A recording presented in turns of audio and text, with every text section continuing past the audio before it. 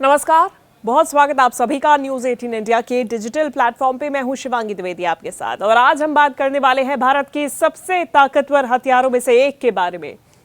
DRDO ने Su-30 MKI लड़ाकू विमानों के लिए air launched hypersonic cruise missile यानी कि ALHCM बना ली है। यह मिसाइल ब्रह्मोस से हल्की है लेकिन उतनी ही घातक और दुश्मनों के होश उड़ा देगी। सबसे पहले समझिए कि आखिर ALHCM है क्या। ये मिसाइल खासतौर पर भारतीय वायुसेना के Su-30 MKI विमानों के लिए बनाई जा रही है। हाइपरसोनिक तकनीक वाली ये मिसाइल 5 माक से ज्यादा तेज चलती है, यानी कि आवाज से भी तेज। इसका वजन ब्रह्मोस A जितना है, लेकिन ये हल्की होने से विमान पर आसानी से फिट हो जाएगी। रेंज 1500 किलोमीटर से ज्यादा है, जो पूरे पाकिस्तान को कवर कर लेगी और चीन के तिब्बती पहाड़ तक पहुंच जाएगी।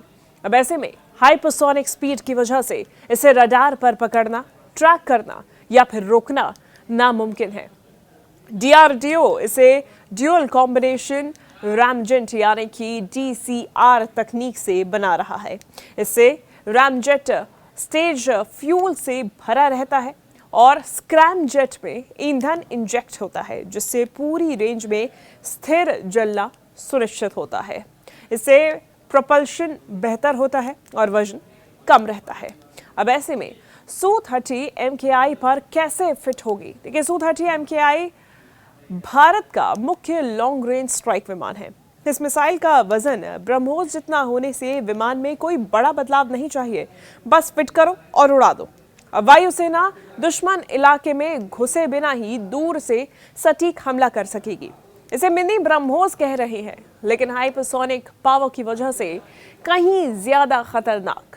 ये विमान को stand of precision strike capability देगा, यानी कि दुश्मन के एयर डिफेंस को चकमा देकर टारगेट को नेस्तनाबूद। Su-30 अब हाइपरसोनिक दौर में एंट्री करने जा रहा है। अब ऐसे में इसका पाकिस्तान और चीन पर क्या असर पड़ेगा, चलिए ये समझते हैं। देखिए, इस मिसाइल की 1500 किलोमीटर रेंज से पाकिस्तान का हर कोना कवर होगा।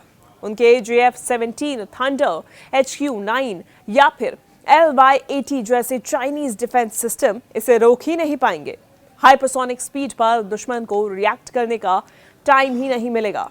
पाकिस्तानी पायलट्स के पसीने छूट जाएंगे और ये भारत के लिए एक बड़ी कामयाबी के तौर पे होगा। तो वहीं चीन की बात की जाए तो चीन के तिब्बती पठार के गहरे हिस्सों तक पहुंच एक बेहद महत्वपूर्ण हिस्सा है। वहां पर उनके रडार और मिसाइल डिफेंस फेल हो जाएंगे। ये भारत को रीजनल सुपर पावर बना देगा और ये भारत के लिए बेहद महत्वपूर्ण कदम माना जा रहा है। अब ऐसे में बात की जाए मिसाइल की मुख्य ताकतों की, तो आप इसे ऐसे समझिए। ये माक 8 यानी कि 11,000 किलोमीटर प्रति घंटे तक की स्पीड पकड़ सकती है। 1500 किलोमीटर से इसकी रेंज ज्यादा है और हिट टू किल यानी कि इसका जो निशाना है वो बेहद सटीक है। जमीन, समुद्र या फिर हवा से इसे लॉन्च किया जा सकता है। इसके अलावा मैन्यूवरेबिलिटी इनकी इतनी है कि स्टेल्थ फाइटर को भी पछाड़ दें। और दूसरी तरफ ये लिस्ट इसे दुनिया की टॉप मिसाइल्स बना रही हैं। F-35 जैसे 5th जेन फाइटर का इसमें अब क्या होगा, देखिए ये सवाल भी उठना लाजमी है, क्योंकि जो अमेरिका का F-35 स्टेल्थ है वो हाइपरसोनिक मिसाइल के सामने बेकार है। इसकी स्पीड और मैन्यूवरिंग से F-35 को पता ही नहीं चलेगा कि हमला आया तो आया कहां से।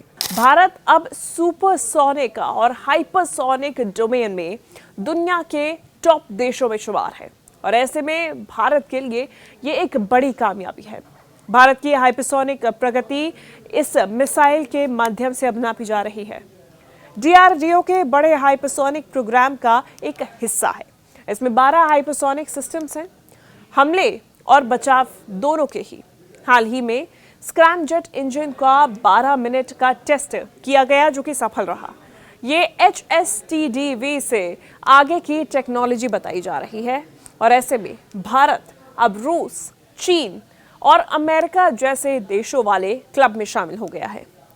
वायुसेना की लॉन्ग रेंज ताकत इस हाइपरसोनिक मिसाइल से बढ़ने जा रही है और डेटरेंस अब और भी ज्यादा इससे मजबूत होगा।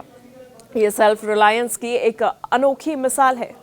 अब कुल मिला के बात की जाए तो ALHCM से Su-30MKI अमर हो जाएगा। दुश्मन रडार फेल हो जाएंगे और पायलट्स भी इससे डरा करेंगे। भारत का डिफेंस अब नेक्स्ट लेवल पर पहुंच गया है और ऐसे में ये बेहद ही महत्वपूर्ण भारत के लिए माना जा रहा है। इस वीडियो में आप बताइए कि किस तरीके से ये जो मिसाइल है ये भारत के लिए गेम चेंजर होने जा रही है। अपनी राय आप कमेंट्स करके जरूर बताइएगा। धन्यवाद।